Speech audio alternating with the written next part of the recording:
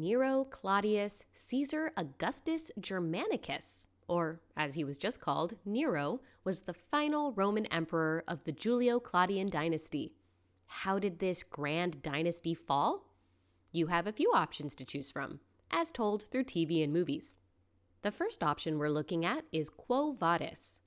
Quo Vadis is a novel written in 1895 by this guy in Polish. I do not want to butcher his name. It has been adapted many times for the screen. The version I'll be talking about is the 1951 American film.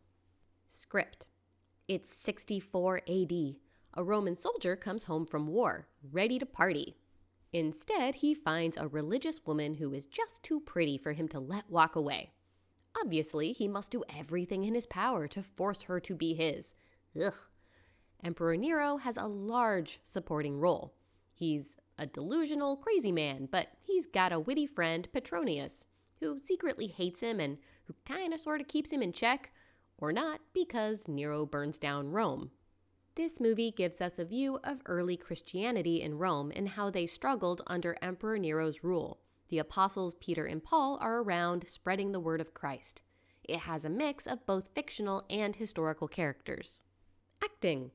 This is by far one of my favorite actors for Emperor Nero, Peter Ustinov. He is one moment horribly likable and playful, and then turns around as an insane monster. Also, Leo Genn as Petronius, who masterfully pulled off both praising and insulting his emperor at the same time. Worth watching just for them. Sex and nudity, violence and gore. There is no sex or nudity, but I was not impressed with this romance. The man obviously just likes her because she's gorgeous, and she basically falls into his arms at the very first sign of him not being a complete douchebag. There is a lot of violence, but it's not graphic by today's standards.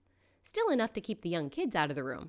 We get a chariot race, a bullfight, people being eaten by lions, off-screen, and burned alive. It's 171 minutes long, rated 18+ for violence. Next up, we're looking at Nero. This is a 2004 Italian, British, Spanish television film. It begins in the early years of Nero's life during the reign of Caligula and ends with his death. Script. This is the story of a young and in-love theater kid with his heart in the right place for the people, but who did not have the emotional stability and upbringing to be a Roman emperor, and it slowly drove him insane. Throw in some tragic love and a conniving mother, and this guy was screwed from the start. We also see a lot of Emperor Caligula and Claudius. There are a lot of references to the growing presence of Christianity. Acting. Nero is played by Hans Matheson, who I always enjoy on the screen. He has a knack for playing unhinged characters that you somehow still feel bad for. Well done acting all around. Sex and nudity, violence and gore. There is a lot of tragic romance and hints of sex happening, but it's never graphic. Same with the violence. There is fighting and even a gladiatorial fight, but no gore of any kind. It's in 2 parts, altogether 197 minutes long, rated 13+ for adult themes. Last up is Ancient Rome, The Rise and Fall of an Empire, Nero.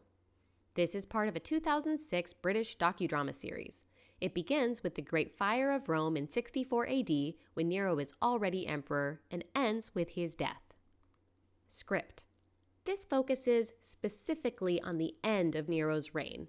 It gives the impression at the beginning that he was a good emperor who cared for his people, but after the fire, things went downhill.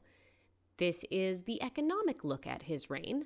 The insanity still happens and his inner theater kid shines through, but the major conflict is his obsession with making Rome pretty and who he was willing to kill to get it. Acting.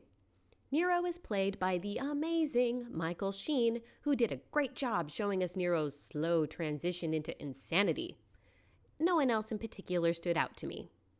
Sex and nudity, violence and gore. No graphic sex or even much romance, but some torture and a lot of killing. Nothing to satiate you fans of epic battles. It's an hour long, rated 14+. Final opinion. Quo Vadis. This movie is absolutely stunning to look at. If you love large-scale epic old movies like Cleopatra and Spartacus, then this is for you.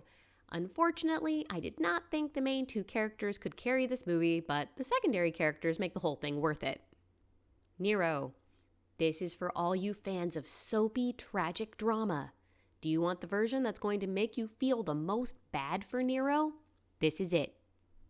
Ancient Rome, The Rise and Fall of an Empire, Nero.